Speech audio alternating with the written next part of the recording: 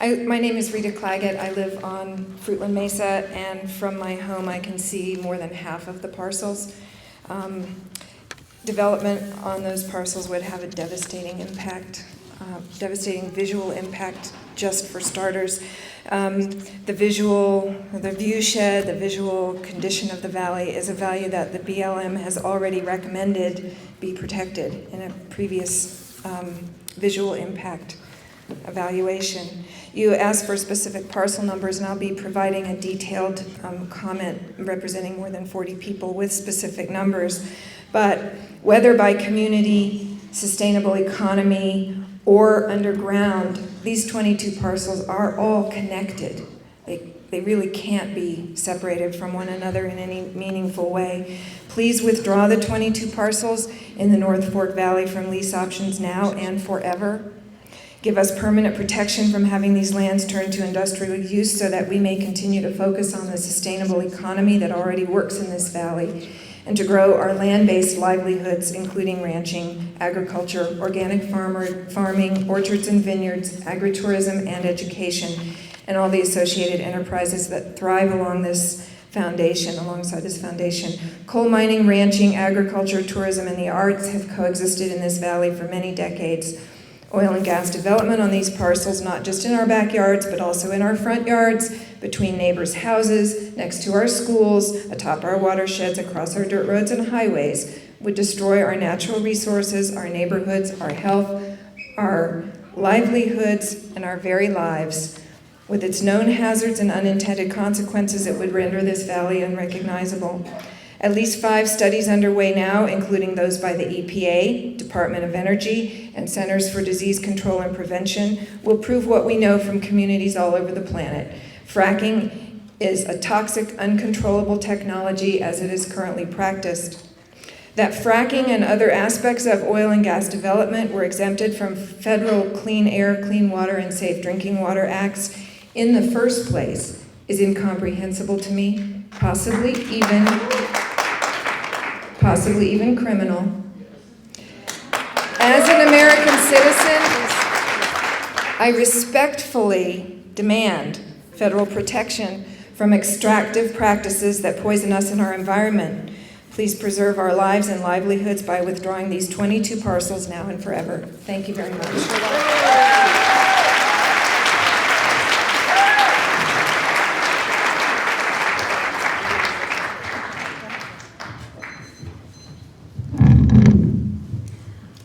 I am not Gretchen Nikoloff. I am Linda Bacigalupi.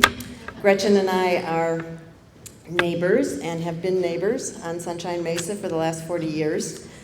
She had to leave, and I'm going to read her statement. My name is Gretchen Nikoloff. I live at 36295 Sunshine Mesa Road, Hotchkiss. I am the president of Western Colorado Congress, an alliance of community groups across the Western Slope that works to empower citizens to protect and enhance the quality of life in their communities. Our board of directors recently voted to oppose the proposed sale of leases in the North Fork and to request that the BLM update its resource management plan before offering more land for oil and gas leasing. We will submit our written comments to the BLM at a later date.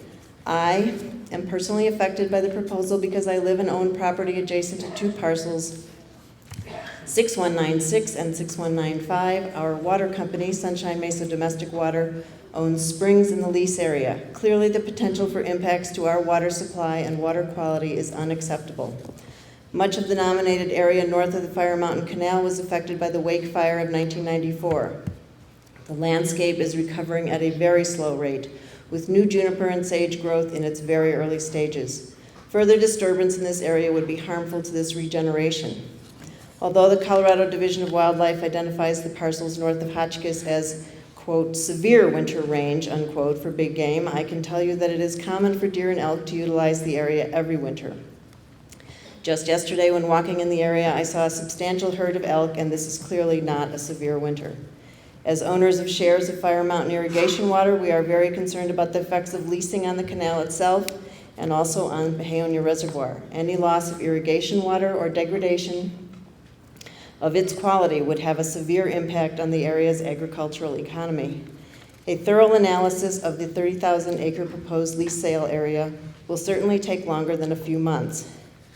Therefore, I urge the BLM to withdraw all of these parcels from consideration for leasing in August.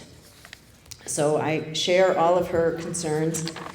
In addition, I, in a more previous professional life, consulted on the community impacts of various extractive projects. I worked on oil shale, coal projects, hydroelectric projects, oil and gas projects, and gold mining.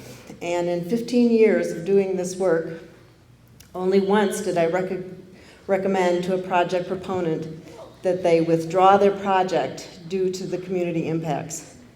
Only once in 15 years. And the impacts that that project in question were going to produce on the community were nowhere near at the level and extent of the impacts from this proposed leasing. And of course, the leasing in itself doesn't have the impacts, but if development were to go forward, I have never seen anything that so thoroughly and completely penetrates the fabric of a community and its lifelong stability and health. So I also recommend you remove these parcels. Thank you.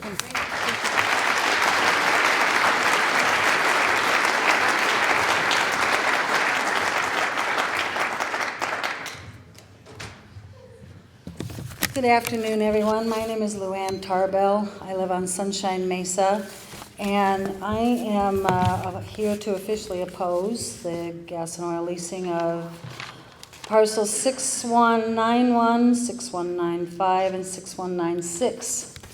On a more personal level, one of the many wonders of living in the North Fork of the Gunnison River Valley for me is when, after the first heavy snowstorm up on the Grand Mesa, the huge herds of elk make their annual migration down to this valley to their very important wintering grounds. Here they find plenty to safely eat and drink, to survive the winter. I'm sure there are many in the audience who have been privileged on their morning commute to witness their impressive numbers down by the river. My husband and I were awed just last week when a herd of elk moved down through our place in advance of a coming snowstorm. Their numbers exceeded 250. As we watched, they filled the field and contentedly grazed and moved along to make room for more. All was well until a fifth of a mile away, the neighbors came home. With their arrival, the whole herd spooked at once and thundered back the way they had come from, leaving behind some excellent food and water and shelter. They just can't tolerate the disturbances of their human neighbors. My point, along with all the other very important points today, is that the drilling, fracking, and mining activities on the BLM land will also disrupt the very important historical seasonal migration of the vast elk herds who call this area home. Their livelihoods would also be in jeopardy, as well as our own. Thank you very much.